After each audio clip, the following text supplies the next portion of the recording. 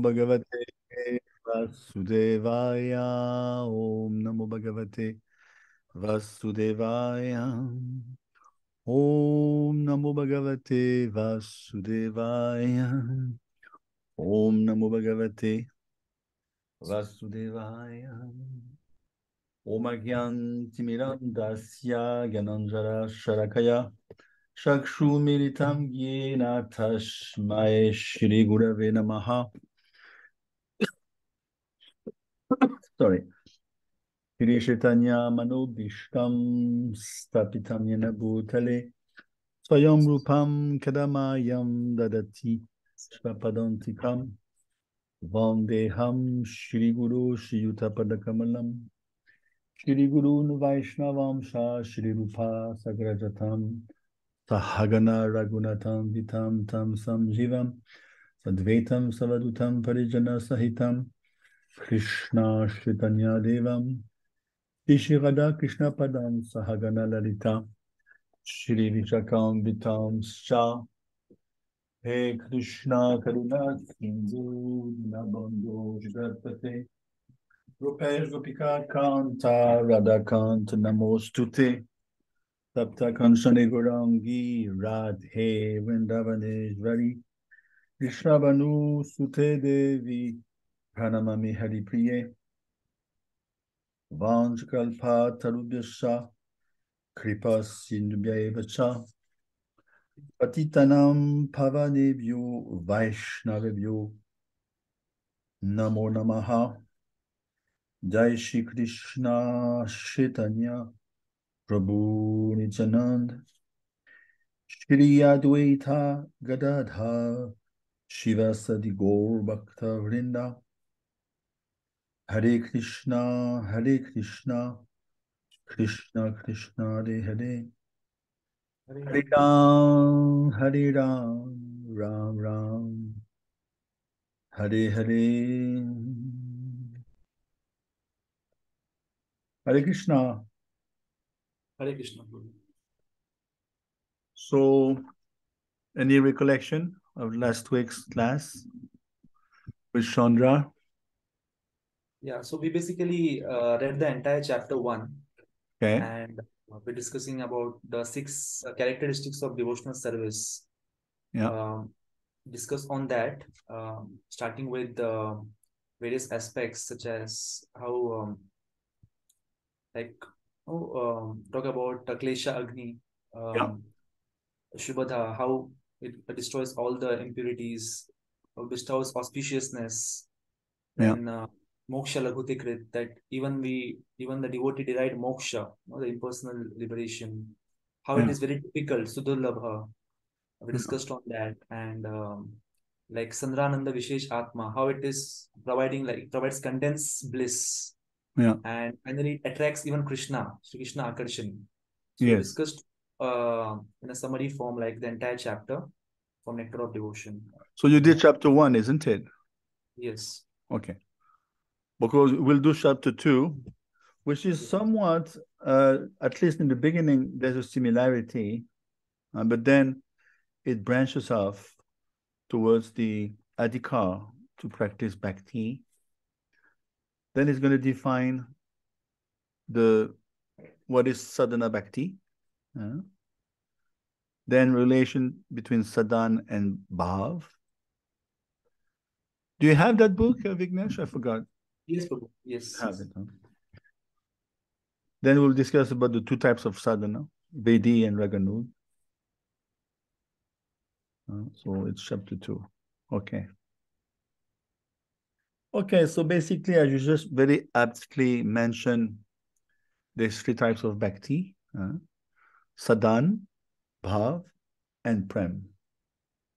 And it's incremental. As we move forward, the subsequent layers of bhakti will incorporate the previous ones. So sadhana, the first 2 leaves, Shubhada and Kleshagni.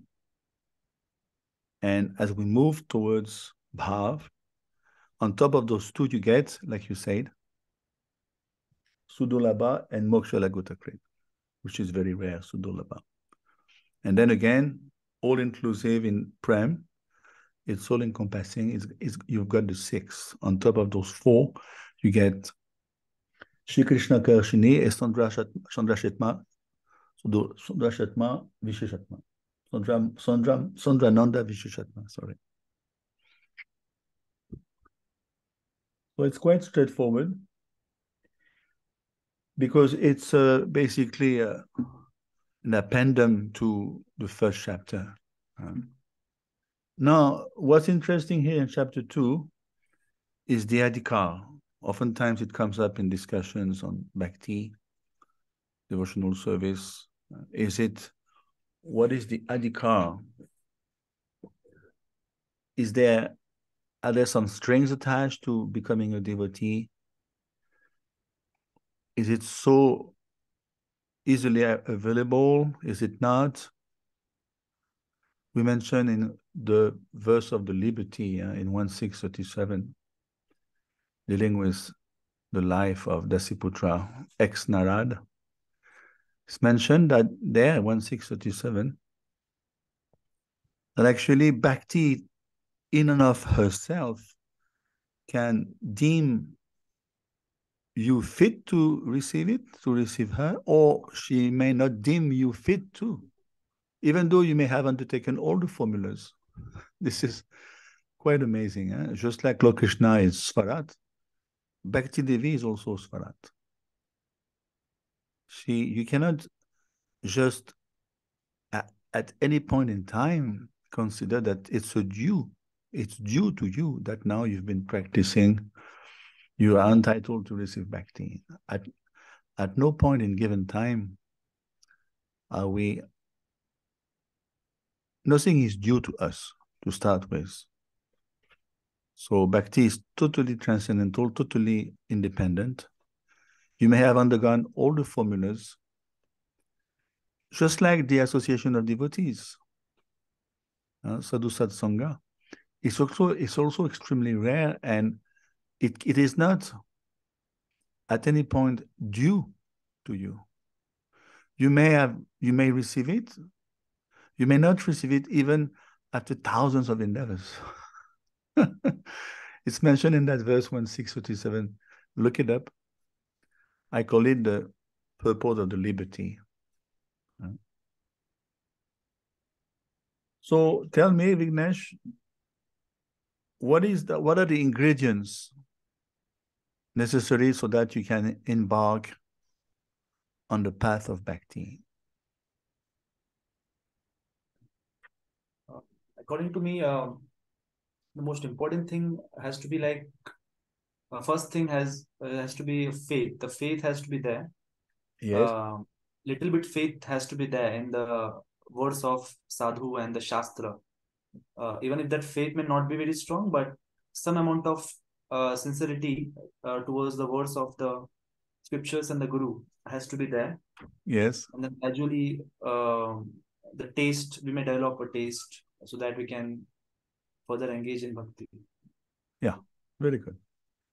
So, yes, to start with, at least to start the discussion, it dawns upon us that yes, due to Agyata Sukriti from previous life, you may take it up from where you left it off, and you may continue your bhakti executed in previous lives.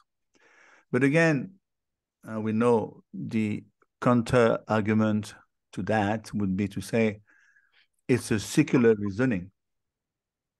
It's a circular type of reasoning because we require attraction to begin bhakti, devotional service, but we require previous practice of devotional service to achieve attraction.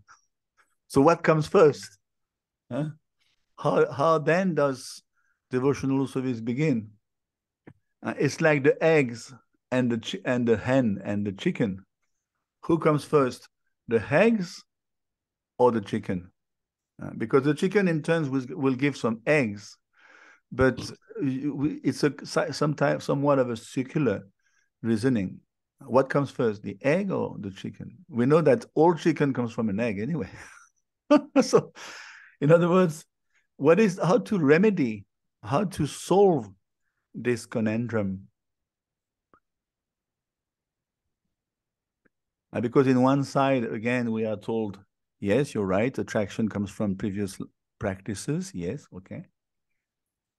But we require attraction to begin devotional service. And we require previous practice of devotional service to gain attraction. So what comes first? It's somewhat of a circular reasoning. So you kind of touched upon it. I think you did. It's good to re-emphasize again, but I think you did touched upon it. Yeah, as you said, like Shraddha is there, then it comes. But even for Shraddha, we need to have Agya Sukruti. Yeah. But even like Agya Sukruti is something which we may have done something which may be favorable either directly or indirectly for bhakti in previous lives. I think for that again, we may have some sadhu sangha maybe in previous life, or I think it has to be ultimately, we have to be simple in our approach, right? Like if we are simple, if we have that simplicity, then we may get that agya sukruti through sadhu sang. I would say primarily it has to be sadhu sang. Without sadhu, that cannot be bhakti. Exactly. So the second ingredient, and I would say the most important, on top of Agyata Sukriti, is the causeless mercy of a sadhu. And we mean, if he preaches to you, it means he's a madhyam. So to be specific, it takes the causeless mercy of a madhyam. Because an Kanishta hardly preaches. He may be pujari, but oftentimes he doesn't preach. When you preach, you are a madhyam because you know how to distinguish between the four categories. So then through him, that it's called Vatma Pradashaka Guru, the first one who introduced us, actually. For me, it was my brother, I have to admit, my younger brother, took it up before me. It didn't last long, but he took it up before me, and he took me to the restaurant. There used to be a restaurant in Paris. He took me to a couple of friends of his. They were quite steeped in Krishna consciousness, though not initiated. So through this Madhyam's causeless mercy, we're going to be performing Agyata Sukriti, more Agyata Sukriti, because we don't know. I remember when I used to hang out in ISKCON, I was not initiated even. They would engage me, do this, do that, serve the prasad, and some manual labor, So then it has to come to Rati, not Rati in terms of lofty level of bhakti, like Rati means very high, Ruchi. But at least there should be somewhat of an attraction, because through this causeless mercy of the Madhyam is teaching us, is rearing us up, plus the Agyata Sukriti that we accrue from that engagement is giving us, Then what's going to happen? We develop somewhat of an attraction. We like it, we like to go to ISKCON. I remember I used to like it, I didn't even know if I would make it my life endeavor or my life enterprise, my life commitment at that time. No, I was not even at that level, but I used to like it. When, let's say, you go to a place, you go because you like the place. I used to like it. I used to go. Of course, I remember there was one devotee, his name was Falgun. He used to call me, to see how am I doing.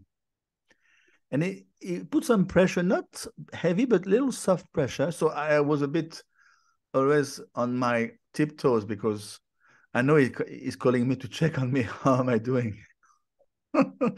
So I would feel the little pressure, but it was a soft pressure. It was soft. But he was right. put some pressure because he wanted to make me a devotee, actually. So then, as the attraction grows, it becomes engagement in more bhakti, more devotional service. And then as we move towards this process of seriousness, then we become somewhat serious in bhakti. And then we contemplate further rungs of the ladder. Ato Shraddha, Sadhu Sangha, then Bhajana Kriya, Anartha Nivritti, Syat, etc. So it may actually, for some of us, it may take, like it took me perhaps 1.5 years. But for some persons, it may take lifetimes. You know, they just, they have faith, they have an attraction, they love devotees, but one way or the other, they don't go further than Shraddha, Sadhu Sangha.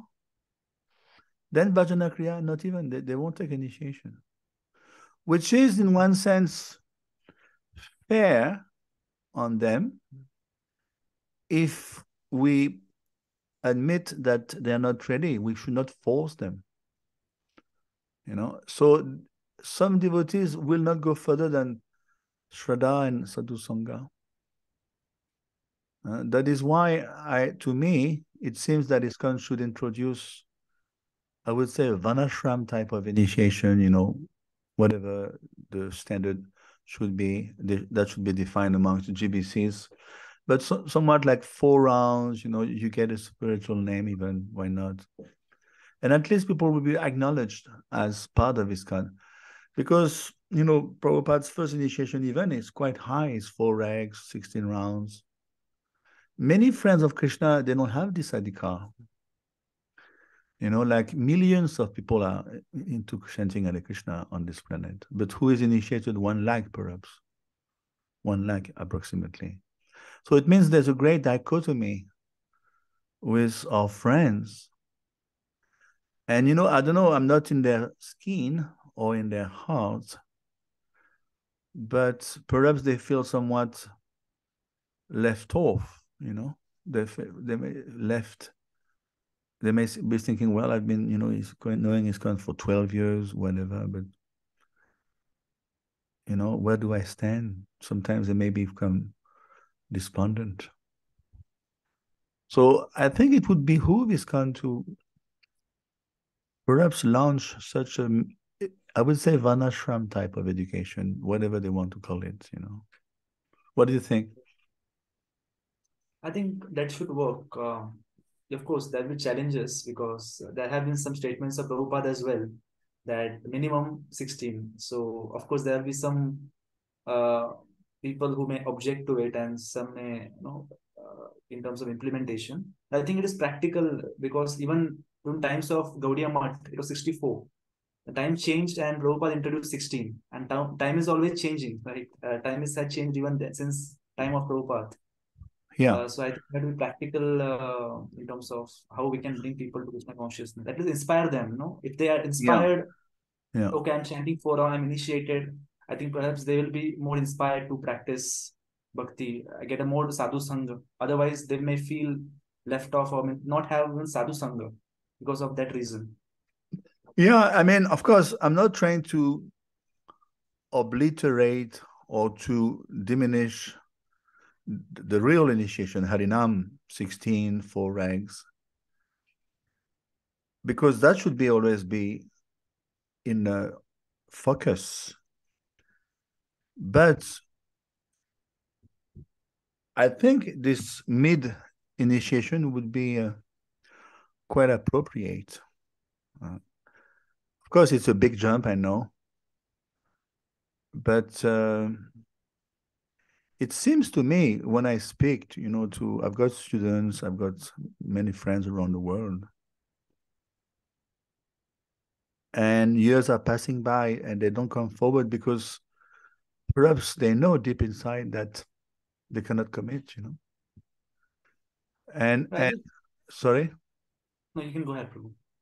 And you know, at a later stage, you know, I'm just trying to think the guy may be married, a couple of kids, and he cannot commit due to time constraint, and he will be happy to take this Vanashram initiation, whatever you want to call it. And then as years or even decades pass by, 40, 45, 50, 55, and then, his kids are big, got married, even his grandfather now. Then now he finds himself ready for the real initiation. Because, he can understand now, I've got more spare time, why not? And I'm much older. I understood so much about Krishna consciousness. I want to go one step higher. So then it makes sense, I want the real one. So, it's like, like a serpent is, how do you say, shunning away his skin, He changed his skin for the better. He gets a brand new skin. So, I would say this initiation should be like a first skin, if I may say, And then finally it dawns upon him, yes, now I can commit. Yeah. I mean, that's my own 2 cents approach to it. I think we should always inspire devotees to always reach the standard that is expected, like minimum 16. So I think it should not happen that we end up in a comfort zone. Okay, now I'm supplying the 4 to 5 rounds, and I'll see it later on. I think if there is a taste, naturally devotee will try to himself improve, to get to that standard. Yeah, We I don't cannot know. force GBC on. should implement that. I mean, again, like you said, it may meet with opposition, obviously. But I think it's worthwhile to debate about that. Yeah. That's my own approach. So, in other words, the last word, I would say, we have discussed the step-by-step process just before. But the key word when it comes to adhikar for bhakti is ruchi, or taste. Because the more the taste, the more commitment will come. And actually, it's quite visible even amongst older devotees. Because they lose the taste and automatically they're less committed. Isn't it? And, it may happen even after 40 years of practice, whatever. As soon as the person, by circumstances, he finds himself a bit more distant, the taste diminishes, and automatically the practice diminishes and the commitment diminishes. It's all included. That is why Srila Prabhupada used to say, practicing alone is just a phantasmagoria. It's a phantasmagoria. To think we can make a spiritual advancement on one's own. It's a phantasmagoria. So, in other words, here it's mentioned in that book that it's causeless because there's no adhikar for receiving the causeless mercy of a devotee. Like the very fact that you receive the mercy of the devotee in the street, like tomorrow I'm going to distribute books with Jyoti Prabhu. So the very fact that when we distribute books or prasad, we don't discriminate this one, that one. We just take any jiv that is walking by. So in that sense, it's costless. And then it builds up as soon as the candidate or the person accepts whatever is being offered, prasad, books, even Harinam, raise your arm, chant Hare Krishna. That's a Gyata Sukriti. So it builds up, it builds up, it builds up. But as soon as you stop those three activities, prasad, books, and Harinam, you cut them loose, basically. You cut them loose because they don't have enough adhikar through mainstream monotheistic religions today. They don't have enough adhikar to join ISKCON on their own. It may, there's a few, yes, but there's always exceptions. I'm thinking devotees who join just by the books. It's very rare. It's powerful, it's possible, but very rare. Oftentimes it takes association with devotees. So if today, things have been earlier, I think perhaps a decade or two, it was through books, but I think today, in the age of internet, Yeah. There have been some online preachers through which many youths have also been attracted Yeah, to yeah. Bhakti Yeah, yeah. Of and course. to the books of Purva. Yeah, At yeah, of least in course. India, I can say that. In India, there have been a lot of youths who have been attracted to some of the good preachers, Yeah. online preachers, and they have come from that. Yeah, yeah, yeah, yeah. Gaurang and all these great soul, Gauranga Darshan and Balaram Shakti. I'm still impressed by him. I don't know if you know him. Balaram Shakti, he lives in Madras. He was for years and years in Chopati. He's a PhD from America. But I mean, an Indian guy, but extremely potent, especially in bacteria Samrit Sindhu. And of course, we have to admit also that it goes without saying that even in ISKCON, we can see very clearly that lots of devotees, even younger than us, they join. It's very clear they have already practiced in the previous life, and they just pick it up from wherever they left it off in the previous life. 642, Suchinam Shrimatam Gehe. We fall after a long practice, we fall after a short practice. We don't lose out. This is the greatness of bhakti, actually. And that should be put forward very early in someone's understanding. Because people don't realize that point. It's not at all to be comparable. Jagva Svadharmam Sharanam Bujam Hare Bhajana Bhagvat Tat Patat Tato Yadi. Yatrakva Bhadram Bhutamushya Kim Kuvartabta Svadhamata Svadhamataha. Bhajatam Svadhamataha. This is Narada speaking to Vyas 1.5.17. Jagva Svadharmam Sharanam Bujam Hare. And the Sharanam Bujam Hare, the lotus feet of the Lord. Even though we may have given up our life for Sharanam Bujam Hare, which is great. What to speak if a few years down the line, again we would drop Sharanam Bujam Hare.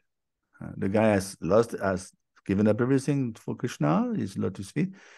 Then due to some material circumstances, friction with other devotees, whatever, fall downs or bad habits. Now he's losing he's even dropping that path of Sharanam Bhujam Hare. So Narad is telling to Vyas, at first sight, it looks extremely unfortunate. He lost his career. Now he's drop out from Krishna consciousness. He stands nowhere. Narad said, no, not at all. This is a material miscalculation. No, never will my devotee, Krishna says, will know in fortune, whether in this life or next life. It cannot be considered on the same footing as a fallen soul, a non-devotee fallen soul. Never, never, never. It's mentioned in 10.14.8 that Tenu Kampam Susamekshemanu, Bunyaname Vatmakritam Vipakam, Ridvagvapu Vivadanamaste, Jivikta Mo Yomuktipade Sadayabak. That actually it's not even karma, it's Krishna is touching that sensitive spot in the devotee, in his bad habit. He's got some idiosyncrasies, Hridaya Dobarya, weaknesses of heart, and he's touching there just to address the issue. Outsiders will conclude, oh, look at him, that is his karma. It's a miscalculation. So Krishna, Narad is very clear, 1.5.17. Never does he meet with infortune. It's very important to understand. It's not the same caliber, it's not the same domain, it's not the same type of persons, never. Devotees are always, they are just like you chastise an outsider and you chastise your son. It's not the same. Do you want to say anything, Vignesh?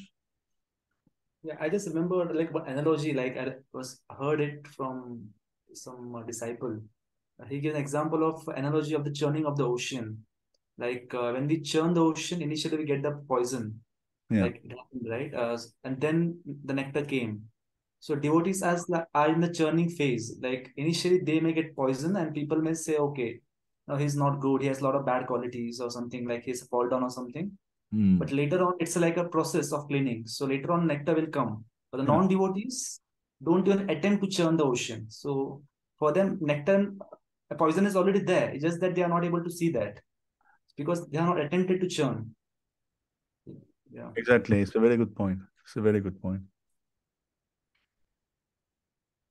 So then the bottom line, according to the book here, is that we can judge a devotee, the criteria per excellence is faith or rati, attraction.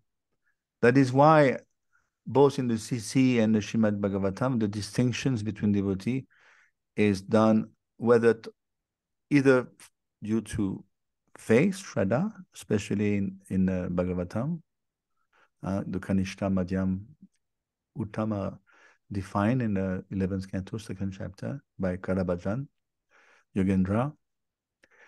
And in the CC, it's mentioned according to Rati, I think, or vice versa. I kind of forgot.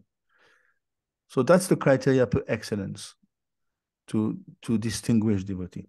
At the same time, we should not make it public because there's another verse in the CC that says, of course, it applies to pure devotees, I know, in one sense, we should not distinguish between pure devotees, Uddhav and, Vasudev, and that's an offense, actually. There's a verse in the CC. If you start saying, oh, Uddhav is more advanced than Vasudev, Vasudev is more advanced than Arjun, that's an offense, actually. So, yeah. And of course, further down on page 52, it says here, it's not based on intellectual abilities. Nayamatma pravachanena labyo nabidaya na bahuna shritena. Brain power, even long-lasting hearing. No, it's not based on that. But it's based on Krishna Katha, the taste for Krishna Katha. This is, I would say, my good fortune. Way before I joined, even before I joined, I had a strong taste for Bhagavatam. I remember, how did it work? I used to work in the insurance business, and my boss was a Templar. You know Templar? I don't know if you know. It's quite common in Europe, dating back from the Middle Ages. The Templars. They were Christian crusaders. They in the 12th century, 11th century. They were accompanying the Christian on their march towards Jerusalem. So they were Kshatriya Christian, basically, very powerful and very rich. So there's an esoteric order in Europe, it's called the Templars, dating back from that time. So that guy used to lend me books, always esoteric books. And one day he lent me a portion of the first canto. So even though I didn't really understand much out of it, I just finished it out of respect. And I could see it's very high. And then shortly after that, through my brother, I met the devotees. And then shortly after that, one devotee, Punch that way, is still around. I see him from time to time. He sold me, I would say, half of a set of Srimad Bhagavatam. It was an easy sell for him because I was already into it. So that propelled me further towards the different steps. The Bhagavatam itself, even more than because I got in touch with Bhagavatam before Gita. It's amazing. And This Krishna. also happened with me as well. Like I came in contact with teachings of Lord Chaitanya. That there's a Yeah. small book, right? Yeah. teachings of Lord Chaitanya. Someone was selling on the train, and my brother bought it. So I didn't even read Gita. I read that small book before, and then I know, okay, who's Prabhupada? Oh, that's good. Yeah, that is why I'm so attached to Bhagavatam, actually. It was my good fortune. So Krishna Katha should be the criteria. And of course, can you quote me a few verses praising Krishna Katha? I mean, at least one. From Bhagavad Gita. Whatever. Like Krishna says, like Sadatam Kirtayanto Mam, Yeah. Yatanti cha Dhyavatah, Yeah. Namaschanta cha ma Bhakta Nitya Yukta Upasate. I think something on that line. So we should Yeah. always constantly glorify, do kirtan of Lord. Yeah. Think of him, Man Mana Bhava Man Bhakto. Yeah. There's some Yeah. of the key things on bhakti. Okay. So personally, I will quote Gene prayasam mudapasya namanta eva jivanti sad mukaritam bhavadiya martam. Stanestita shrutigatam tanuvan manubir ye prayasojita jito pyasitres trilokyam. And this is Brahma 10:14, 8, I believe. Or 10:14:3, actually. 10:14:3. He says, Gyane prayasam udapasyana montaeva. We should reject Gyan. And as far as possible, we should hear Krishna Katha either from the lips of devotees or even from the lips of Krishna himself, through Gita. And one is Shruti, is Krishna himself. Then Ajit, Ajit means unconquerable, will become Jit. That's a nice verse. Okay.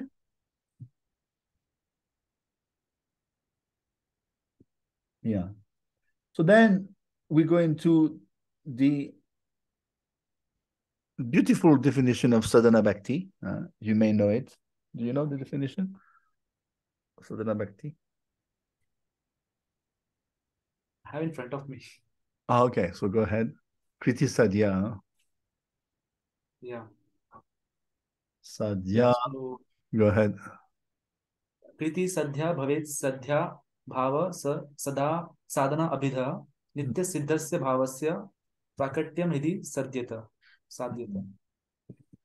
Translation: when transcendental devotional service by which love for Krishna is attained is executed by the senses, it is called sadhana bhakti, or the regulated discharge of devotional service.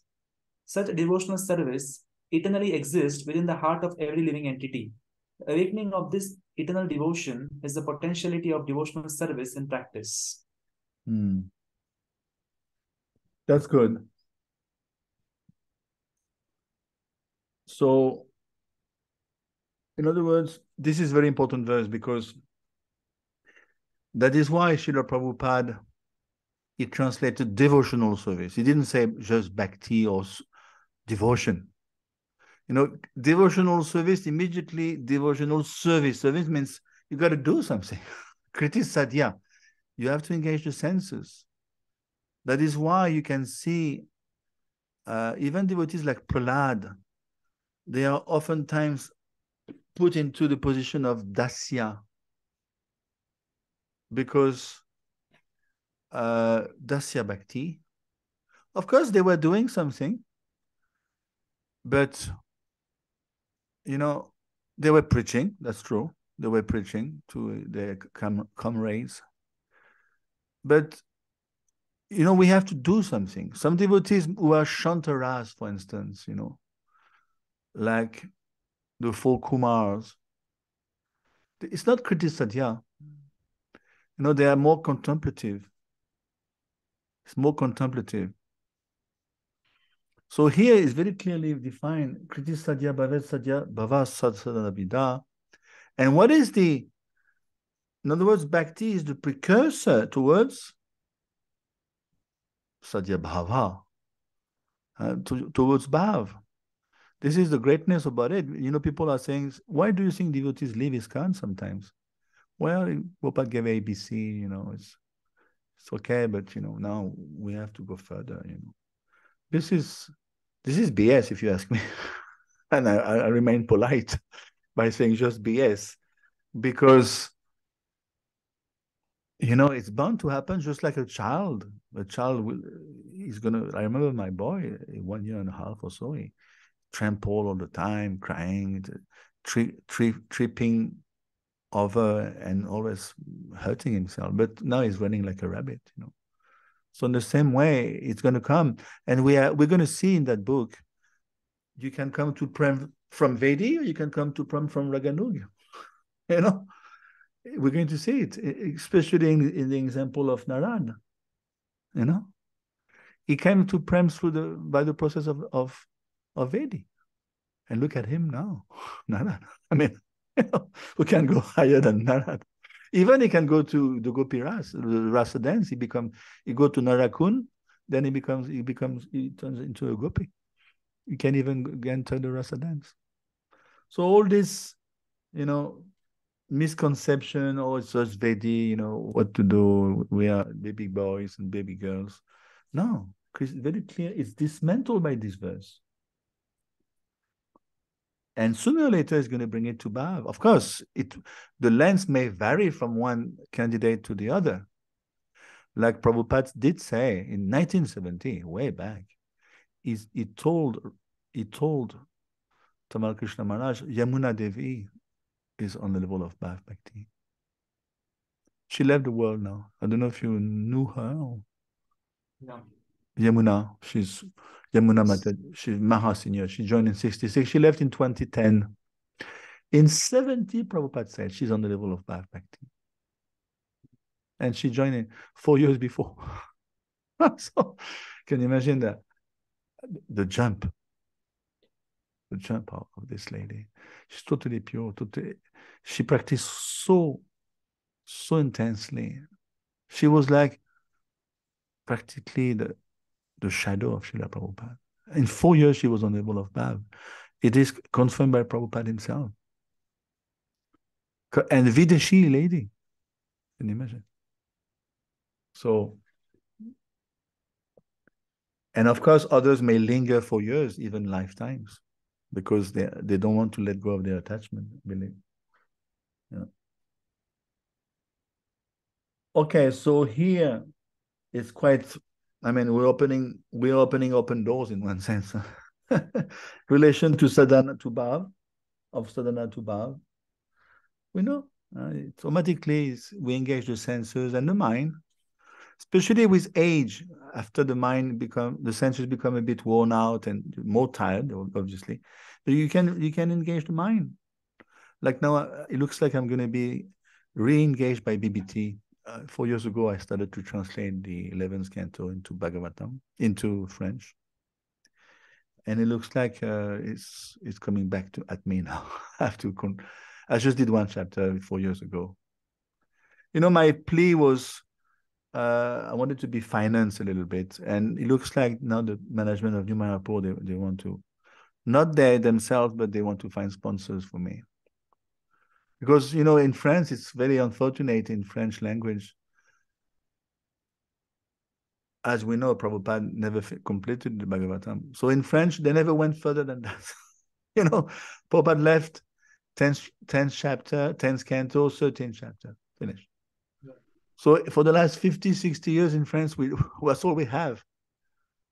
I don't mind because I read English. Well cantos complete. Never. So for me, it's okay. I read English totally fluently. But I mean, many of my friends, they've been complaining for decades. So there's a great need. So it looks like 10th canto has been done by some Canadian devotees, but I want to do the 11th canto because it's quite technical and they asked me to do it. So it's a great honor. And sorry? The whole Uddhava Gita is there. Oh yeah, Gita, everything is completed. But one or the other. There's entire Uddhava Gita. I think Uddhav Gita is there. A lot of philosophical things. Yeah. So, and I'm very much. So what I'm saying is, with age, I'm not old. I mean, I'm 63, but I'm gonna go out tomorrow, do books. Even day after, even on Wednesday, I'll go back. But I'm not as intense. But with the mind, you can do many things also. So this is the point here. Of course, we have to get purified. This is another reality. If we don't practice but don't get purified because we hold down to attachment, then the purification is very low, very slow. Just like you start a fire and one hand and the other hand you throw some water a little bit. So that is why we can easily safely conclude that not everyone moves on at the same pace towards Krishna. Some devotees are more sincere. We cannot deny it. Nirmat Saranam Satam, we say, yesterday is telling in 111. Should be sincere and non-envious. So let's see, there's a footnote here, 26. I like this book, it's well done. I know Chandra doesn't like it, but for me, I cannot obliterate the book because the guy has done some mistake 40 years ago. It's like throwing the baby with the water, the hot bath water. You know what I'm saying? It doesn't mean because he has made a mistake, all his writing should be. No, I mean, I don't agree with this philosophy. But anyway, I respect the fact that it is incumbent upon the teacher to choose his course material. That's there also. Yeah, so Prabhupada is, yeah, of course, he's quoting Prabhupada a lot here. That's the key criterion should be not to slacken our spiritual life. Otherwise, the progress will be very slow. And it may take a few lifetimes. The danger with that is, as we have seen, Kali Yuga is progressing. So if we linger, we may become a casual. Casual brings casualty, there's a saying. Correct? I mean, cut me if you want to speak, Vignesh. We're only two of us, so, And of course, it comes to mind another verse, Tatraloliam Pimuliam Kalam. And there's a verse from Pajavali. You know that verse? Tatramuliam Apimuliam Kalam Krishna Bhakti Rasa Bhavati. Actually, some say that Prabhupada coined that Krishna consciousness from that line, Krishna Bhakti Rasa Matamatihi. It's a verse by Rup Goswami in Pajavali. Tatra Moliam, Apimuliam. It says Loliam, or desire should be Loliam. And then it says at the end,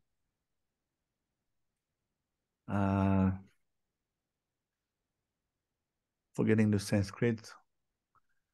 Janmakoti Sukrita Nalabyate. You cannot buy Krishna consciousness. Janmakoti Sukrita. You cannot buy it with Janmakoti Sukrita. It doesn't work. It's not, we're not talking about piety here. It's not Sukriti.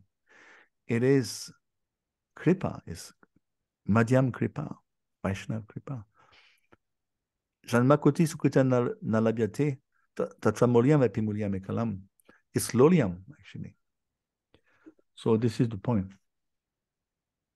Even I think Chaitanya Mahaprabhu says that Guru Krishna Prasade Paya Bhaktilata Beach. Yeah. Like he says that even after moving after many lives, he doesn't talk about Shraddha as such, but talks about Guru Krishna Prasad.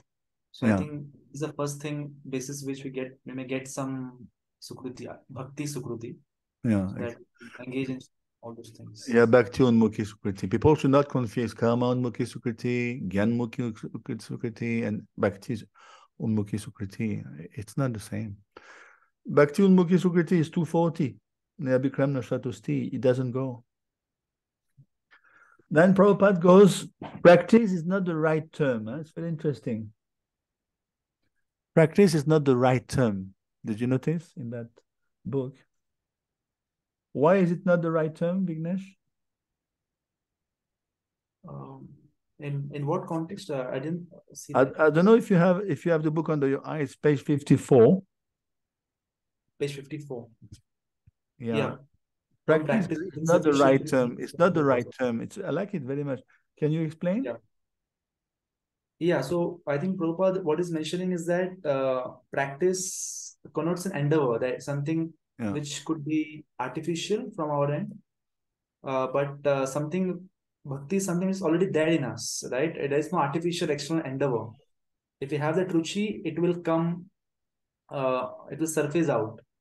It's not some artificial external endeavor, but it's something which is innate in us. So we just have to uncover it through the process, following the process. And for that, we have to have that ruchi, which is ideally there, but right now it is dormant. Yeah. It's not some extraneous endeavor. Nitya Siddha Krishna Prem Sadhya Kabunai Shravanadi Sudachite Kalaye Uday. It's very interesting because you can see for yourself, as soon as you turn the fire on your Krishna consciousness, automatically you become enlivened and attracted. And if on the other hand you dim the fire on your, then automatically you become more in the mode of ignorance. You become sluggish. So it means it's very clearly just like, because I have a chimney downstairs, so I can relate a lot to that. It's not easy to start a fire. I'm teaching my boy how to light the fire because no, it's okay, it's mild, but it was cold. It was -8 recently. It was cold. And in order to save on the bill of the fuel, it's a big house. I I was doing lots of fire. So I was teaching Aditoshan, it's not easy to start a fire. You have to, I was showing him, but first you put some papers, then very small, tiny twigs, then gradually you build up, and the fire is very whimsical, sometimes it starts, but very slowly, and you have to, and I was telling him, don't overload immediately to you'll extinguish. I was showing him, and I remember it's like parampara because my father taught me. I was also 5 or something. So I was showing him, in the same way, you have to rekindle the fire and don't go so fast, but make sure the fire has to become a blaze and add up more fuel, but gradually. So I find it quite similar that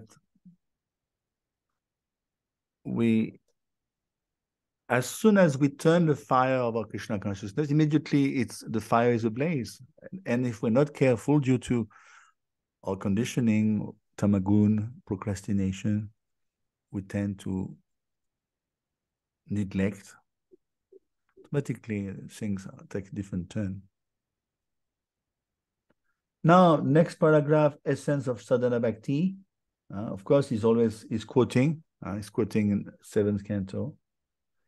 And of course, it reminds me, Mane Krishna Niveshayet. This is the verse actually, Mane Krishna Niveshayet. Tat kriparup namabihi. That we should whatever we do, we should always endeavor to fix the mind on Krishna. Just like 7.1, Shibhagwan Ubacha, Maya Shakta Manapart. Ashakta, we should attach the mind to Krishna. Yeah, and of course, he's quoting, all this section. I don't know if you know the Bhagavatam, that's Narad instruction to Yudhishthir in the 7th canto. Yeah.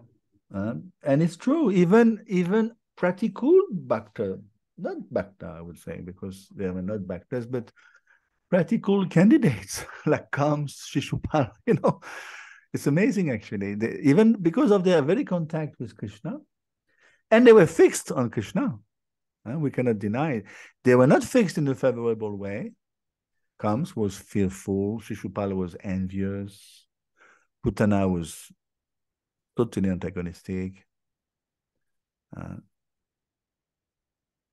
But still, they benefited because of their contact. And I don't know if you remember, Srila Prabhupada or Rupa Goswami draws a distinction with King Vena. King Vena was also as antagonistic, if not more, than these other fellows, Kamsh and Deshupal. But he doesn't fall into that category. Do you remember why?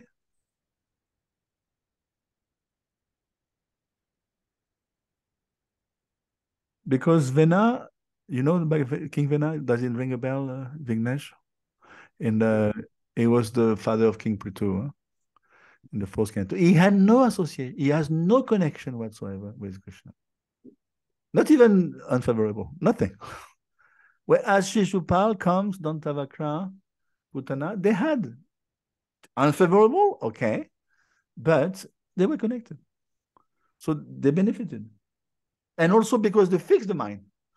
Putana's the mind was fixed on Krishna. She had received the order from Kams, you kill him. Actually, she killed all the boys and she kidnapped all the girls. It's mentioned that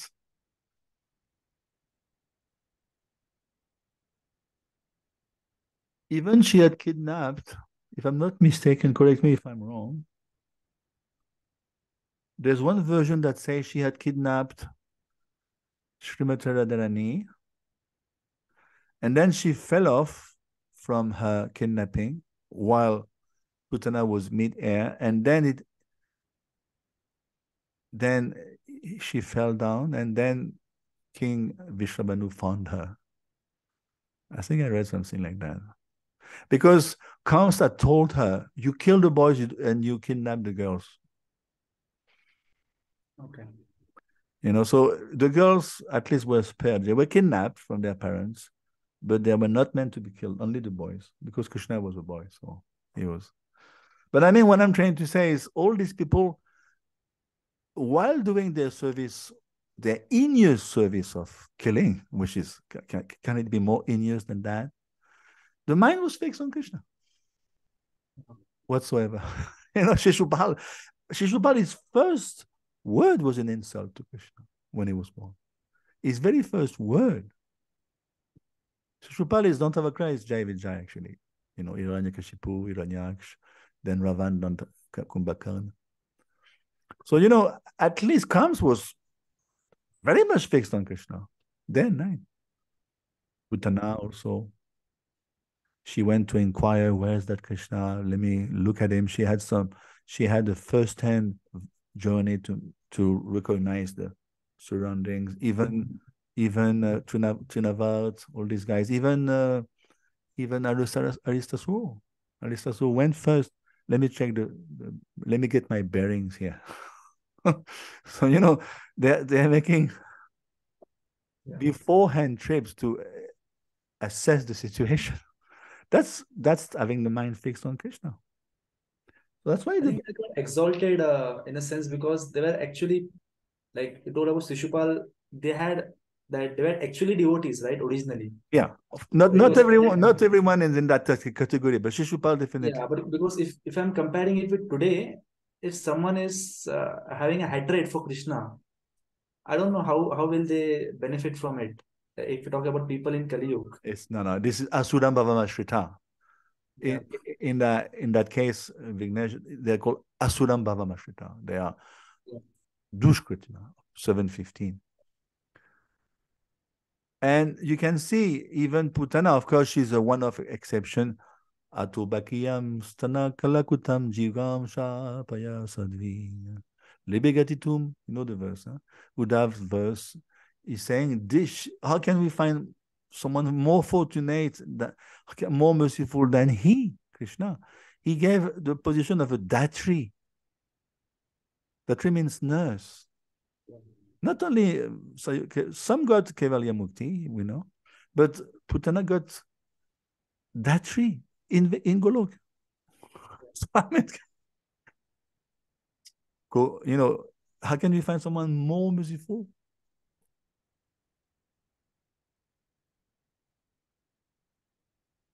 Okay, so then two types of sadhana bhakti, right? We know it's Vedi, Raganug.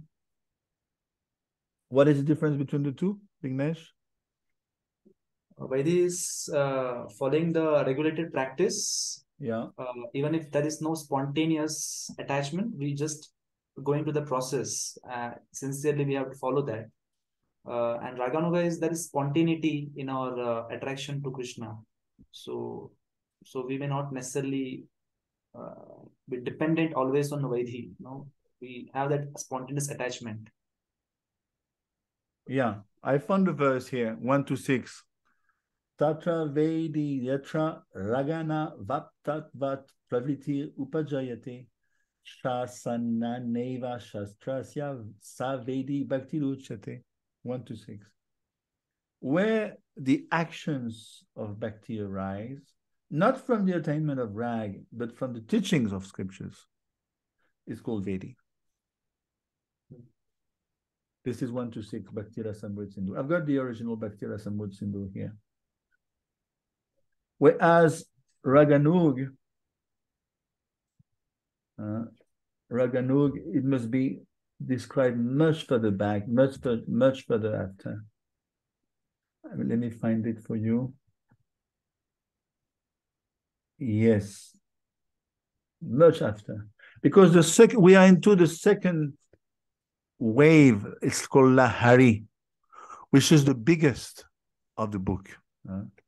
The second chapter, or I would say the second wave, it's all about sadhana bhakti, and it goes from chapter 2 to 16, and then again it goes from 17, 18 is bhav, and then 19 is prem.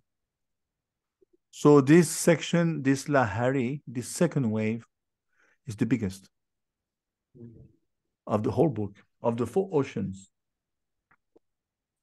Let me find it for you. It's very interesting, because remember, Bhakti Rasamrita Sindhu is a book of definition. Yeah. It's not only that, but it sticks to definition. This is the greatness of that book, because there was a great need in the 16th century of India to define those things, Things were, even in those days, hodgepodge, a lot of tantrisms, then what you call it, logic, nyaya, and they were into a lot of saddarshan, also carried away by saddarshan, these side philosophies, kama mimamsa, and all these things. A lot of smartas were also not helping. So Rupa Goswami felt the need. So this is a translation 1 to 270. Atha raganuga virajantim abhivyaktam rajavasi janadishu ragatmikam manushrita yasa raguno gochyate. Raganug Bhakti is defined as that Bhakti which follows after the Ragatmika Bhakti, found distinctively in the inhabitants of Braj. Yeah. This is the definition. Those who are following the Ragatmika Bhakti. Ragatmika Bhakti means the Parshadas, basically. Yeah. So this is, and of course, Srila Rupa Goswami, what he's going to do actually, before defining Raganuga, is going to define Ragatmika. Because if you're meant to follow someone, you should know what is that person like. We'll see to that much later. It's way after, but we'll come to that. Once we have finished with chapter, it's going to go from chapter basically all the way to 16.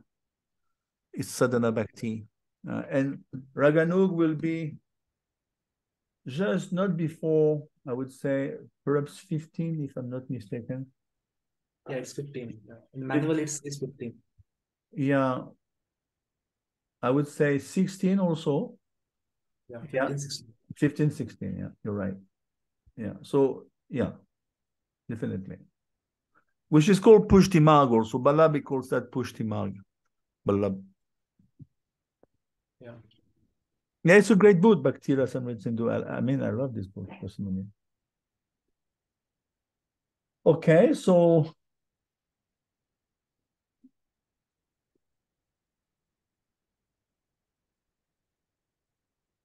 yeah, it translates to Loliam also. If you have an increase of Loliam, Loliam means ardent. You cannot call Loliam at the level of Vedi because it doesn't apply. We are more into, Guru Shastra Sadhu. We are moved. We are held by those 3 actually. No attachment. It's very clear. Huh? Vedi means no attachment, no spontaneity. Basically, we stick to Guru Vani and Shastra.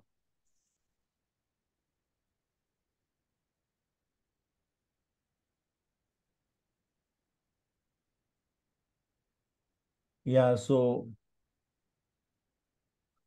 alors, it's a good point because we again devotees may have this tendency to belittle Vedi in the name that there is no traction, there is no, spontaneity. Automatically, because we have a linear type of, it's due to Judeo-Christian tradition, this thing actually. It's type of a linear type of reasoning. It's because it's less, on paper it's less, the requirements are less, thus it's not so good. This doesn't apply to spirituality because as we discussed, Kriti Sadhya, Bhavet Sadhya, Sadhana Vida, Nitya Bhavasya, Siddhasya, it's part of the same process. Just like Buddhajan used to tell us, Prabhu, if you study, automatically you're gonna start teaching. We shouldn't be thinking, okay, you're a student and then you become a teacher. No. Buddhism was very clear on that. I remember he used to tell us, teaching is part of the process. It's the same process of studying. It's just a further phase of studying. And that's that. I remember those words still ring in my head because it didn't distinguish the two. And it was very interesting because within the same year we were studying, and different part of the year we were teaching. It's just a matter of changing your hat. You're the same person. You're a student and you happen to teach to others, but you're also a student, just like you are a guru, but in your mind of a guru, you are a disciple of your guru. You don't think yourself as a guru. So we should not distinguish the two, Vedi and Raganug. It's just Vedi is the beginning of Raganug. Let's put it this way. Gradually, just like the ripe mango, same story.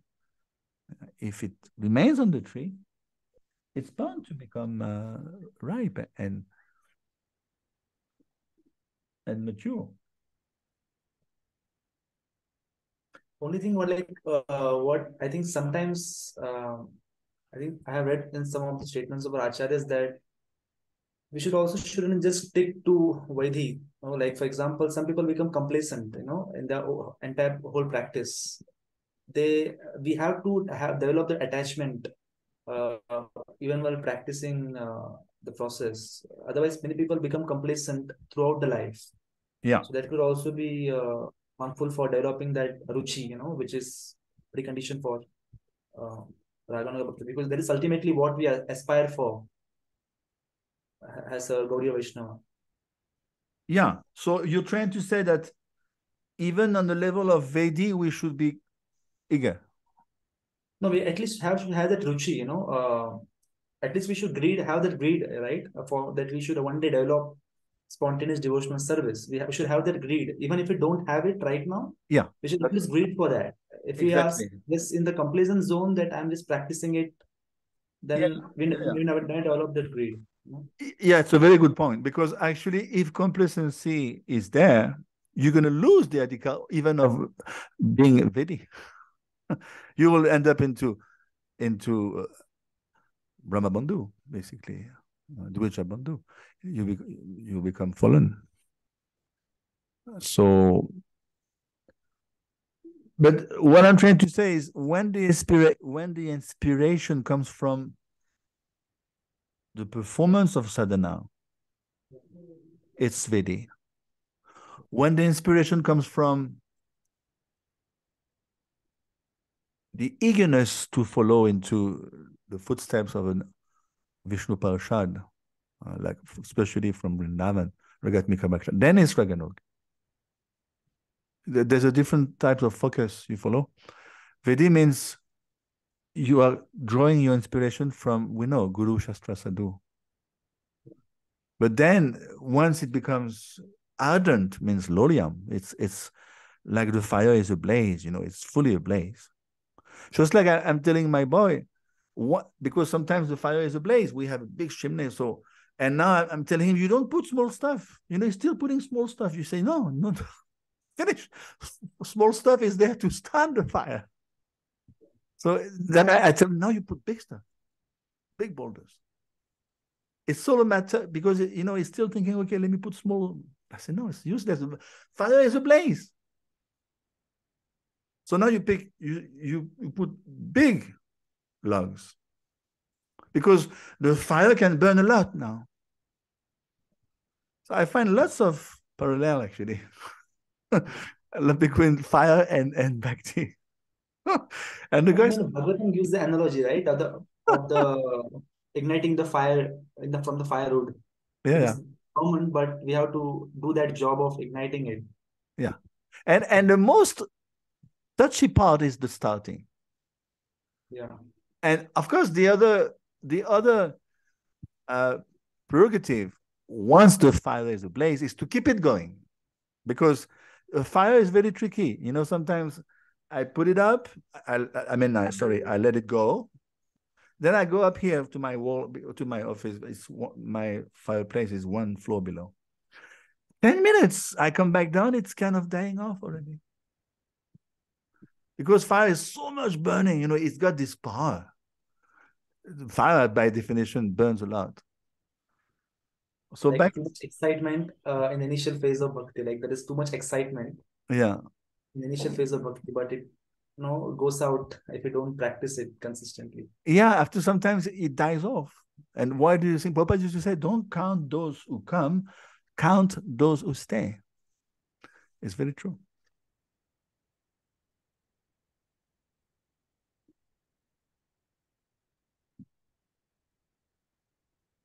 Yeah, of course. Sheila, I guess it's Danuda Maharaj or Prabhupada. They quote 215 Bhagavatam. What is that verse? If you want to become a Bhai, fearless, whichever your state of affair you are at, whether you are akam, whether you are eager for liberation, whether you are full of desires, you have to keep on hearing Krishna Katha. And very interesting, Maharaj Parikshit was coming from the realm of Vedi, just like Narad. Narad is why is Maharaj Parikshit considered a Vedi Bhakta?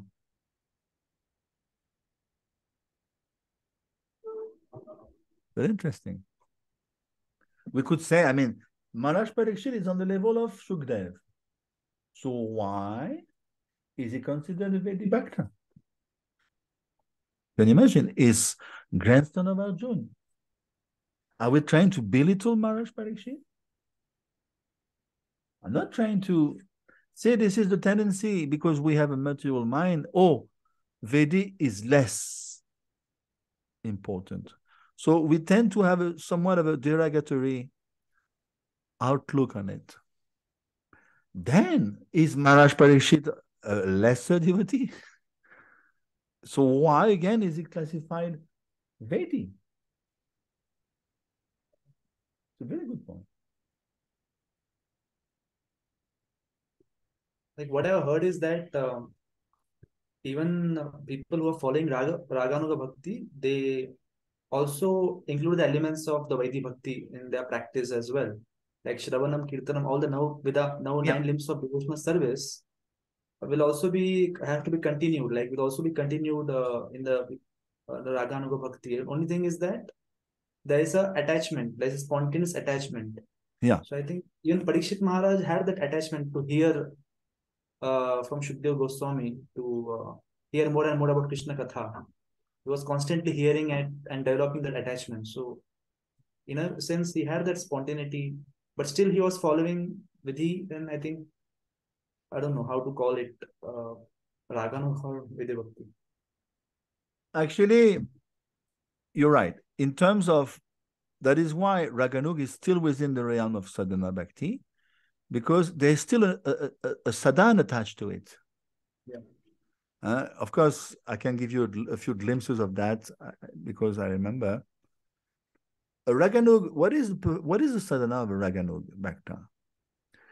He's going to read, and even his deity worship will be somewhat akin to the deity worship of his Ragatmika Bhakta that is following. In other words, a Raganug Bhakta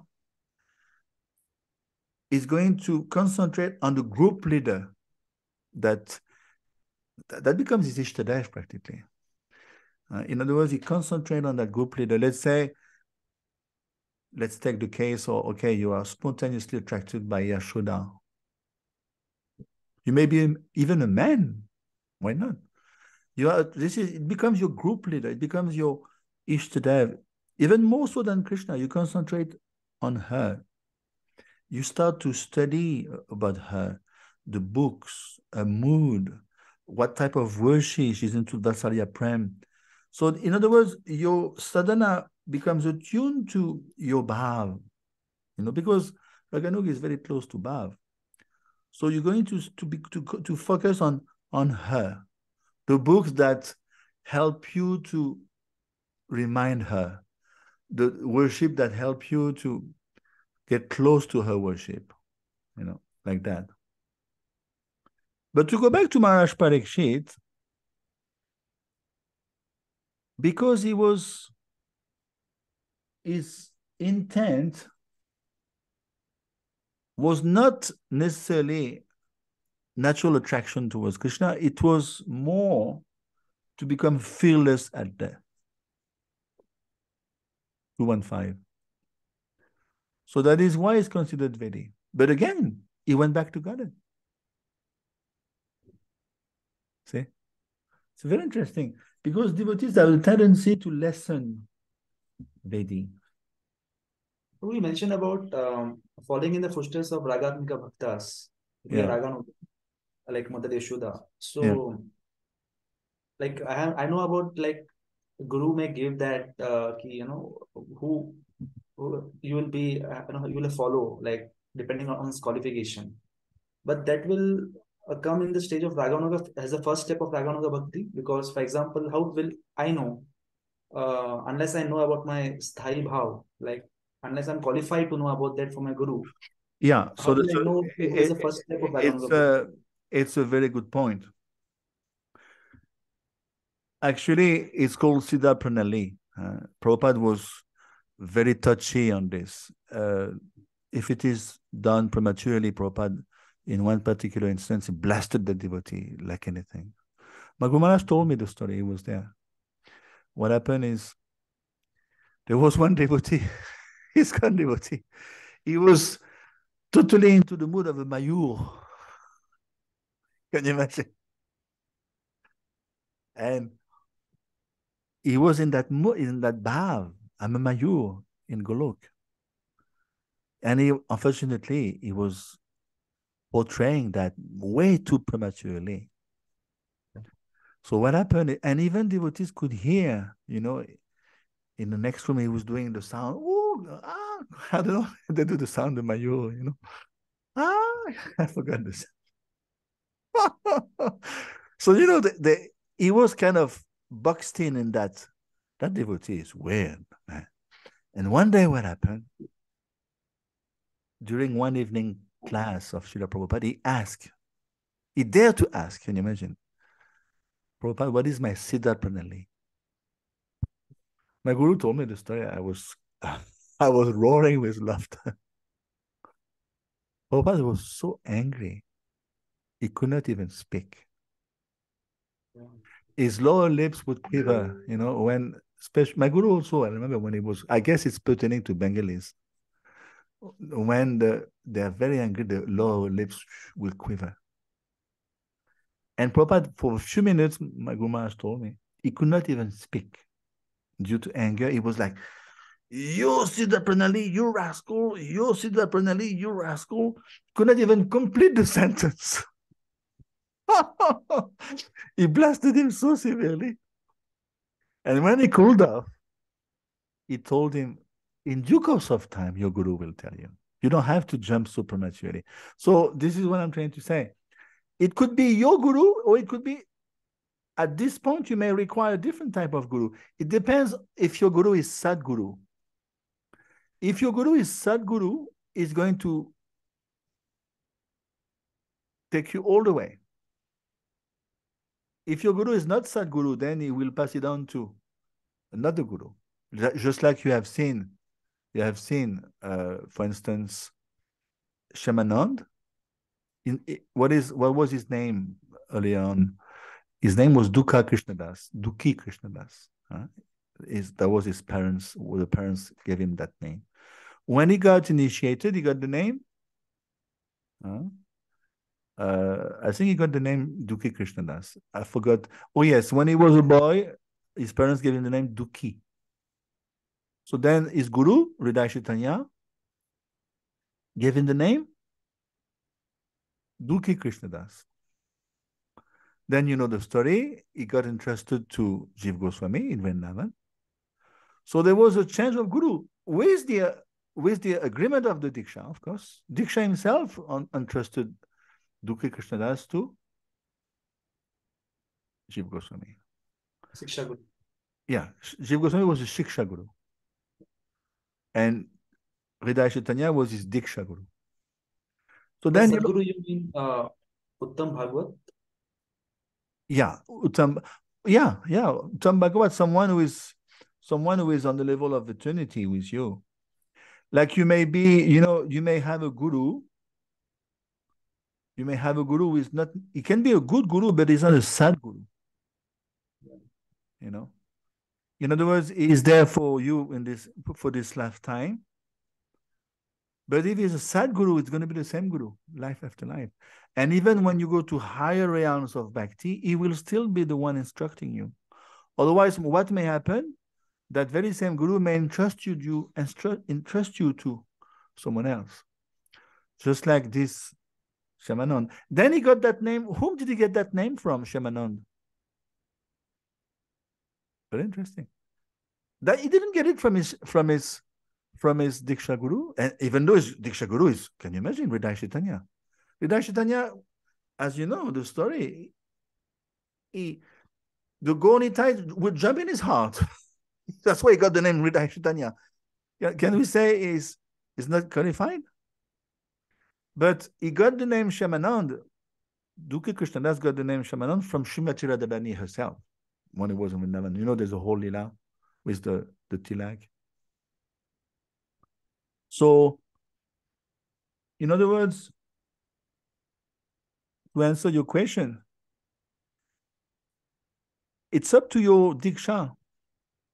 If the Diksha deemed fit to entrust you to someone else at that time, then that particular Diksha, or even your original Diksha, if it is Sadguru, will reveal to you your Siddhar Pranali. That is the start of Rupanuga. That is start of Raganuga Bhakti, you're saying? That is the start of Raganuga Bhakti? Well, according to the definition of Raganuga Bhakti, is as soon as you are spontaneously attracted to the activities of a Ragatmika. That's the big. That's okay. It's only about attraction. It's not about like literally following after receiving Pranali. Like it's just about attracting. Attraction, and not only attraction, spontaneous attraction. As long as you are, in the realm of Aishvarya Bhav, Aishvarya Bhakti, that's great. But you are still prone to be respectful, fearful to a great deal. You are fearful of the consequences not to follow, for instance. Aishvarya Gyan, Dasya Bhakti. So in other words, Dasya Bhakti is very important, like Bodhijan used to say, because it breeds Aishvarya Gyan. Or the other way around, Aishvarya Gyan breeds Dasya Bhakti. Let's put it this way. That is why all these verses are so important. Because it's all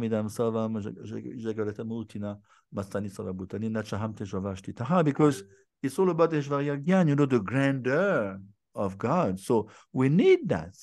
It reinforces Dasya Bhakti. But as long as you have this, your criteria is there is no spontaneity, There's no love, let's put it this way. There's no love. Then it's Vedi. Even though you are very fixed up, you could be Nishta Bhakta. Look at Maharaj Parikshit. But he's asking this question early on, 215, because Shukadev is reassuring him in 215 that don't worry. Wherever, because that was one of his first questions. Remember, what is my duty at the time of death? This is practically the first question of Maharaj Parikshit to his guru in the beginning of the second chapter. So then 215 is the answer. Don't worry. Whichever the case, akuto bayam. You may be a yogi, you may be a karmi, you may be fearful of death. If you hear Krishna Katha, it will fulfill your intent. So because of that, Parikshit is classified as Vedi. But still, he went back to Garden. He didn't go to Golok, yes, true. But he went as high as his uncles. You can see the Pandavas are there in the form of trees on the bank of the Radhakund or Shamakund. So they went back to Mathura. Dwarka is not the Pandavas. Dwarka would be Uddhav. They went back to Mathura, I would say. Mathura is higher than Dwarka. Yeah. So you know what I'm saying? So, in other words, does it answer your question? Yeah, I think I got a clarity on that. I was just confused because it's just about being attracted towards the like Ragatmika Bhaktas.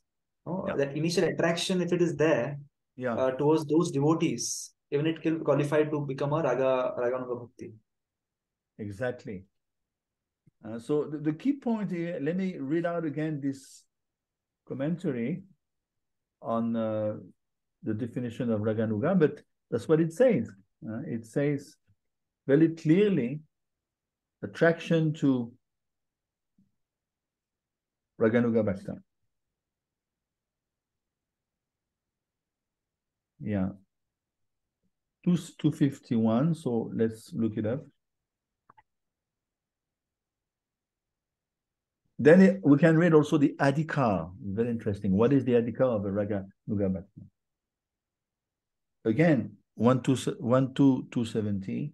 Raganug Bhakti is defined as that Bhakti which follows after the Ragatmika Bhakta, found distinctively in the inhabitants of Raj. So that's another consideration. If you are attracted by Uddhav, which is my case, I really loved Uddhav. I'm always, even for my BV exam, I wrote a thesis on Uddhav. But it's not considered Raganug. It's very clear, distinctively found in the inhabitants of Braj. So, and very interesting, look at commentary of Vishwanath. This is called Raganug Bhakti, which follows after the Ragatmika Bhakti, which manifests Virajantim, distinctively Abhivyaktam in the inhabitants of Braj. So technically speaking, if you are totally in love with Uddhav, you are following Uddhav, you are spontaneously attracted by the Katha of Uddhav. I mean, personally, I love the beginning of the third canto because it's dealing with Uddhav, going to Padalek Ashram, then he meets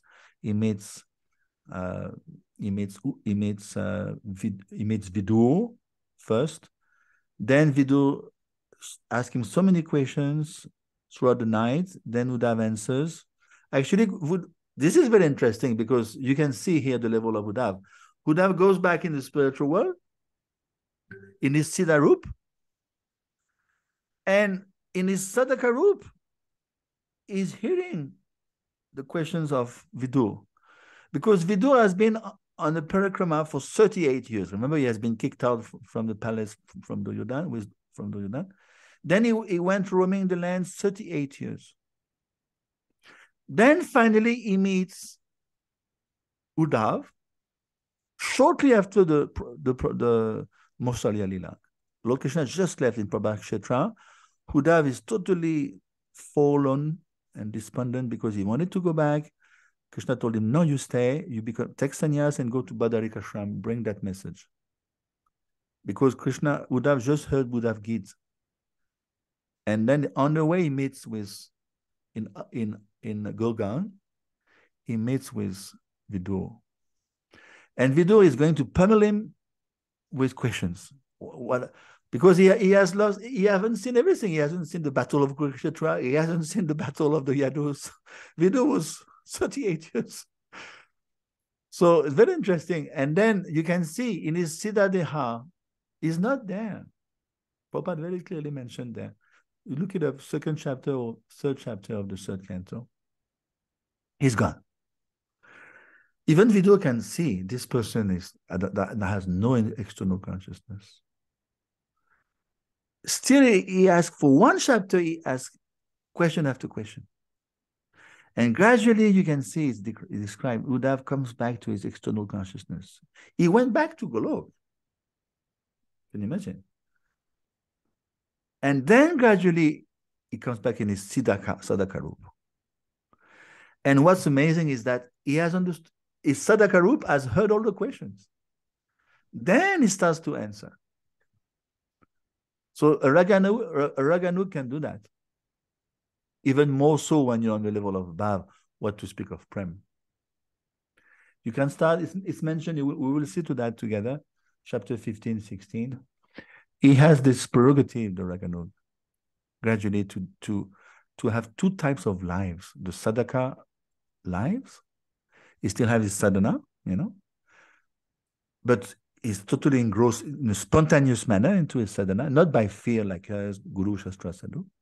And he has his sit at times, he engages into it with his antakaran, with his internal senses, is serving the Lord at different times of the day and night even. You follow? Will belong to Mathura, right? Yeah.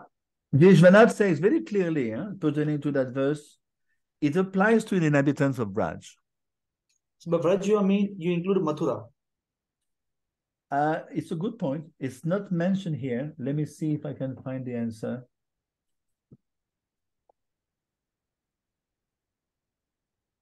Yeah, it's a very good question. Yeah. Well, the way I understand it, it seems like not, but I can ask Madhavanand Prabhu. And what I heard is that generally people who follow Vaidhi Bhakti, they go to Dwarka and Mathura, if I'm correct, I'm not sure. And those who follow Raganuga Bhakti, they may have the eligibility to go to Golok. Golok by I mean the Vrindavan. Yeah. I'm not sure. I'm not sure. Sorry to be late. Just yeah. Come up. Better late than never. I have to look it up, Vignesh. The way it is phrased here, it seems like only Vrindavan. So, but sometimes you're right. Some Acharya consider Mathura part of Vrindavan. I can ask Madhavanand Prabhu. It's a very good question. Okay, so we are to tell you, Rugoloka. Yeah. We are into chapter 2. Yeah. And now we're going to, yes. I didn't find the question in the manual. My manual ends at the page of 80. So there's. Yeah, actually, I'm sorry. First of all, I didn't have time to. I was into translation work. I had to. I had the deadline yesterday to give a translation. Very heavy stuff. So you didn't find the generic questions in the manual? No, because my manual ends at page 30. Is at 80. 4 questions. Page number 88. 88. I don't have page 88. I don't somehow there. I don't know why, because I have opened both my manual. I have 2 places. It just ended. I have, you don't have the full manual. No, I have till page 80. Okay. You can Google it, Mataji. You can just type it, MI handbook. You'll get from the Google itself. Okay, I'll do that. Yeah, okay. Yeah. Anyway, we are into second chapter. We're going to enter. We have, let's see, I started at 3. We have 10 minutes left. It's okay. At least I can see So you we're say going to Merry discuss Christmas. about essence of Vedic Bhakti now. So we were discussing, to make a long story short, Goloka, we were discussing the adhikar of taking up the path of Bhakti.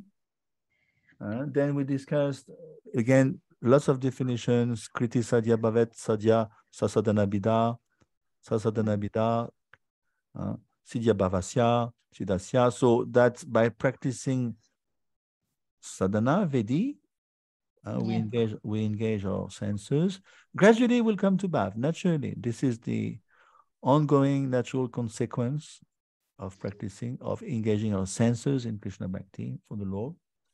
We discussed about that. We discussed relation between sadhana and bhav. Then we discussed practice, that even practice is not a good word because it's inherent, intrinsic to the soul is to love Krishna. Nitya Siddha Krishna Prem, Sajjaka. So it's not even a practice, it's not something external, it's already there. Just by practicing, it's going to be revived. Nitya Siddha. Then we discussed the essence of sadhana. Mani Krishna, what is that verse? Mana Krishna, Maya Ashakta Manaparta, 7.1. And here it's quoted 7th canto, Bhagavatam. Mane Krishna Nivishayet Takrita Bhavartana. That we have to fix the mind. Even the Asurs benefited because even though they were not devotees, but the mind was fixed on Krishna out of fear or whatever, out of envy, and thus they benefited. Then we discussed two types of bhakti, Vedi and Raganug. We defined Raganug also a little bit. We discussed about the inspiration to perform Vedi bhakti. And now we come to that, only 10 minutes, but we can do that. The essence of Vedi bhakti. Okay. It's chapter 2 in the wave of devotion. Yeah, so yes, otherwise you can follow on your Nectar of Devotion. Yeah. Here, Srila Prabhupada quotes Padma Purana, Smartavya, Tatadam Vishnu Vismatavya Najatuchit, Savividi Nishedasyu, Itayo Eva Kinkaraha. Kinkara means servant. So remembering Krishna and not forgetting Krishna, these are the two servants of all the roles whatsoever. So Vidi, Nished, just like Pravriti, Nivriti. Things to do, things not to do. This is Vedi. Actually, Vidi is the name of Brahma. He himself, we could say is a Vedi Bhakta also, Brahma. He's into Vedi. Vidi is the name of Brahma. And very interesting, in order to relish and to become to the level of Raganug, what was his form he took in Golila? Bro, what did you say? Vidi is the name of? Vidi is the name of Brahma. Brahma? Okay. Vidi, Brahma. But Brahma is a Vedi Bhakta. We cannot deny it. But yet, he entered into Golila and he was no more Vedi. He became Raganug, to say the least. He became Premi Bhakta by far. Who was Brahma in Golila? Haridas Thakur. Very good. Haridas Thakur and Prahlad also. Haridas Thakur is two persons. So you can see sometimes Vedi, they have the capacity to take another form to experience further realms. Just like Narad can even enter the rasa dance, but he has to change his form. He goes to Narakund, and he takes the form of Naradi Gopi. So there's no. Again, we should not belittle Vedi.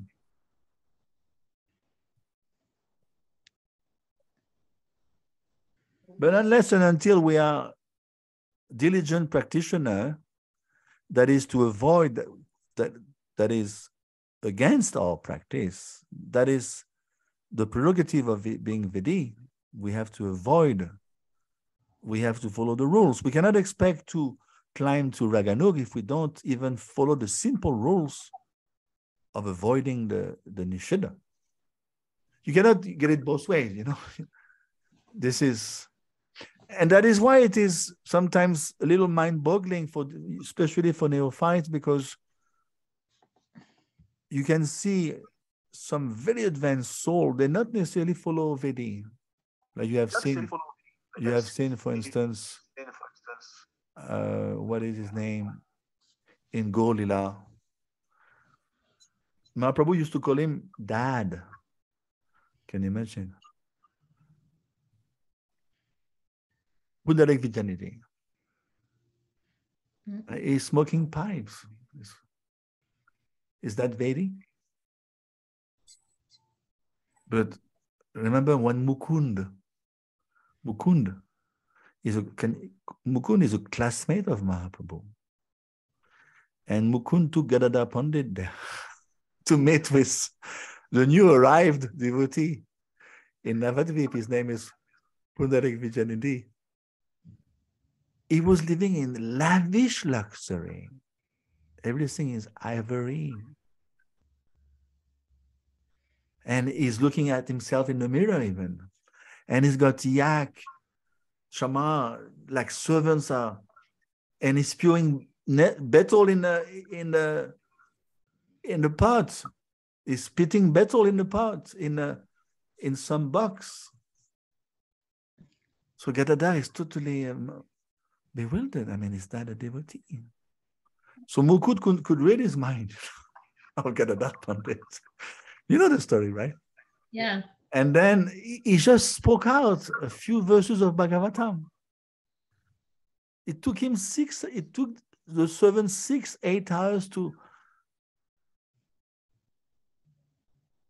block him. So much he was destroying everything in the living room. He had fit of ecstasy. So much so that Gadadhar felt extremely remorseful, and he went to see Mahaprabhu and he confessed to Mahaprabhu, I made such a big blunder. I think I should take initiation. And Mahaprabhu said, yes, to say the least, yes, you should do that. So, you know, we have to be very careful. Of course, this is not even Raganug, it's like he's himself Vrishabhanu, you know. So he's a Vishnu Parikar. But, you know, you can see even with the story of Vamshidas Babaji Maharaj, you know, he also smokes the pipe, but they are practically gopi, Manjari. So we cannot judge a devotee by the appearance or something. Yeah. What is that verse, Vignesh? I used to know that Sanskrit shlok. You cannot judge a devotee no one can understand the activities of a devotee. Yeah, Vaishnavera Kriya Mudra. Excellent. Vaishnavera Kriya Mudra Vigena Bujai. We cannot. We are trying, look at him. No way. So, but of course, on the level of Vedi, we have to be just like we have seen in Mayapur, you know, recently. We cannot just put it under the carpet and say, it's just, we cannot understand. No, we can understand.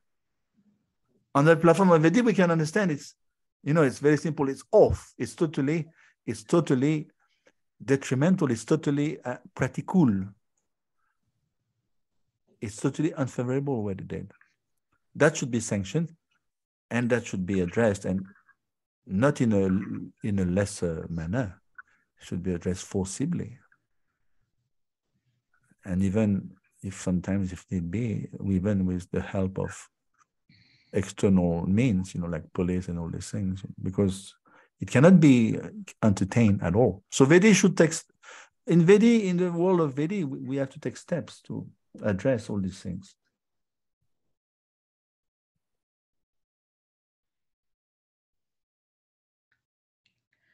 Okay, so I think it's quite straightforward, all this section. Huh?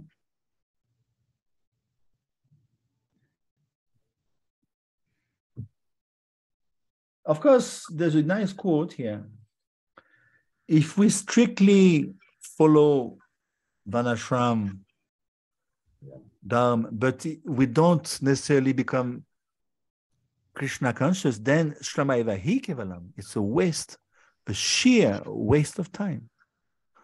Atapun birvidashishta, Vanashram vibhagashaha, Svanushtitasya damasya, samsiddhya haritoshanam. Otherwise, it's you can't find. I remember Hari Krishna Mataji. I don't know if you know her. She many years ago, and Shureshwar Prabhu. You know him, Shureshwar. Yeah. They wrote long back, 20 years ago at least, beautiful articles on Vanashram. They delineated 5 types of Vanashram, or 4 types. Very interesting. You know, you find also Vanashram everywhere, even here in France, there's Vanashram. It's Asuric Vanashram. It's Asuric Vanashram. What is their intention through Vanashram? They are trying to promote social prestige, go up the ladder of career, the social ladder, and so you can become prestigiously put up at the top and you become successful. There is no intention for spiritual emancipation at all. And it's totally Asuric because there's not even connection with the Vedic culture.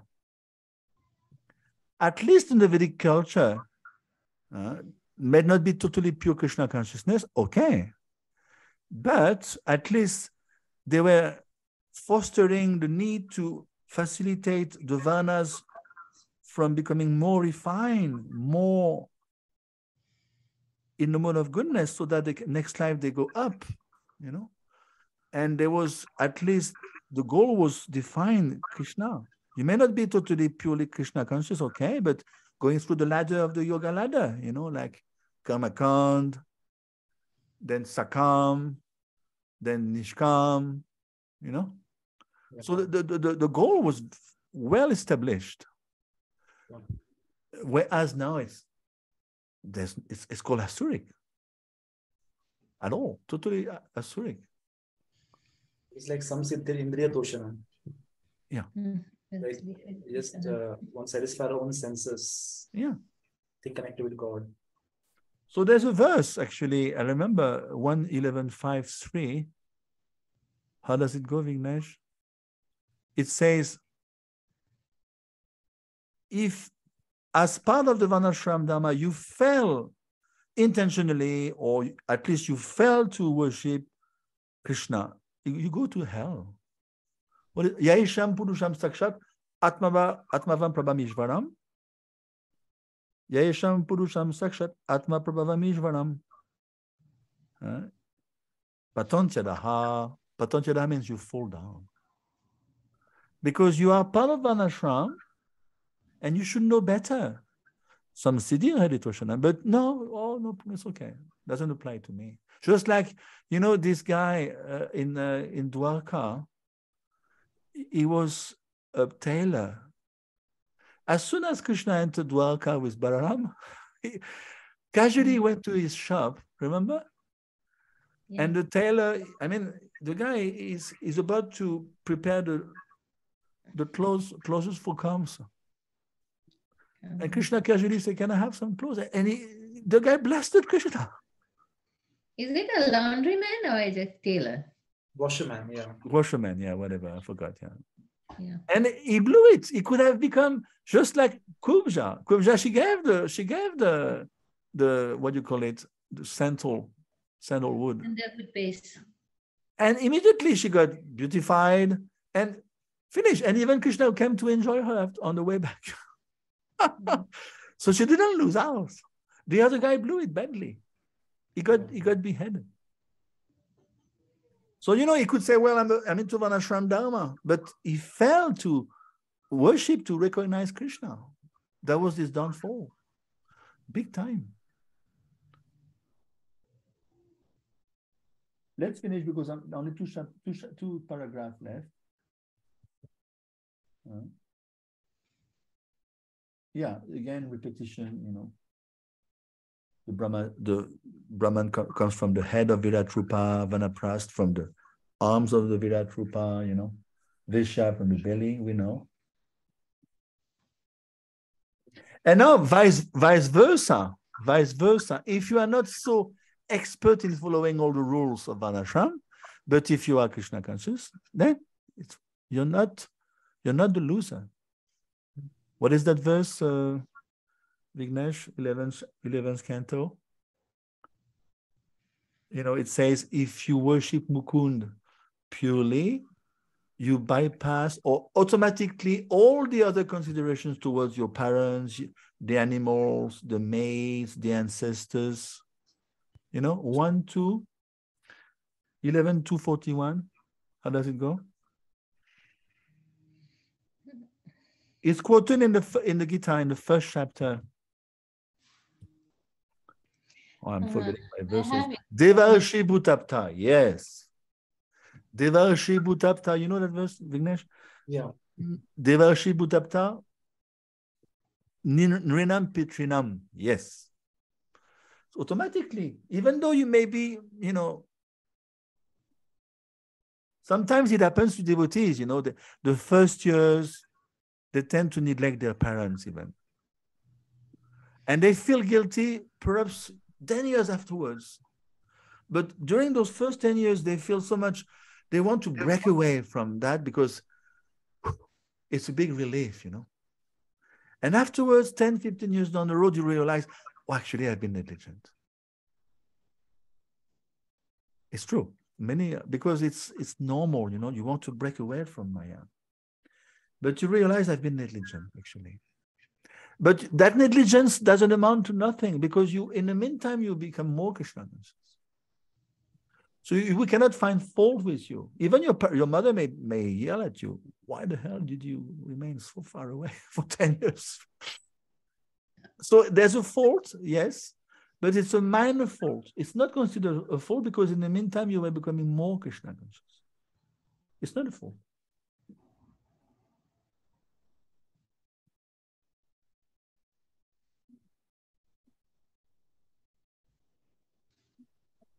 Yeah, I think we finished.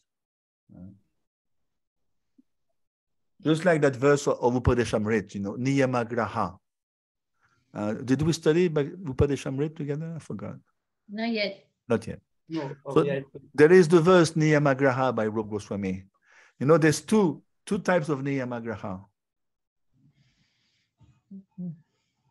One with a long diacritic mark, Niyamagraha. Niyamagraha.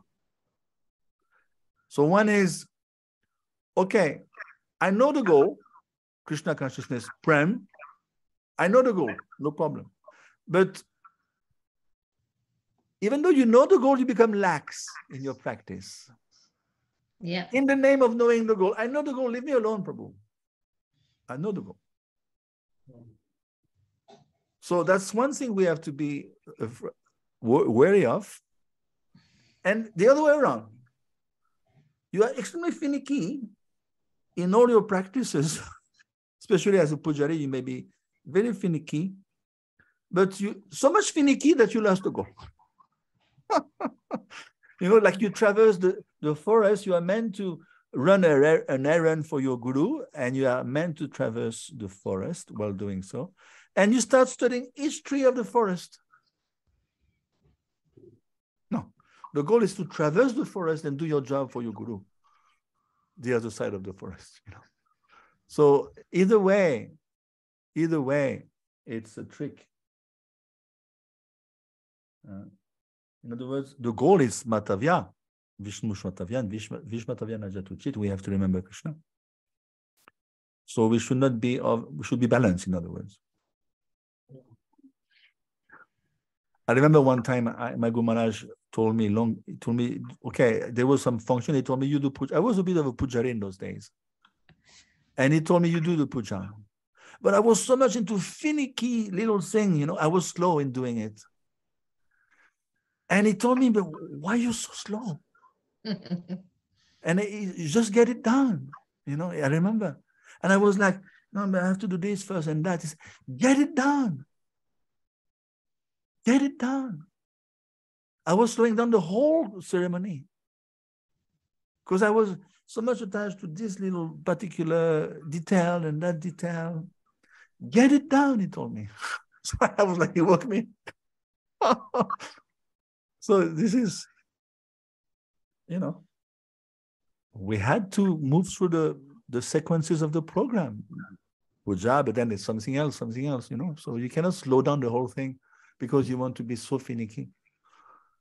Hare Krishna, so I'll stop here. Hare Krishna.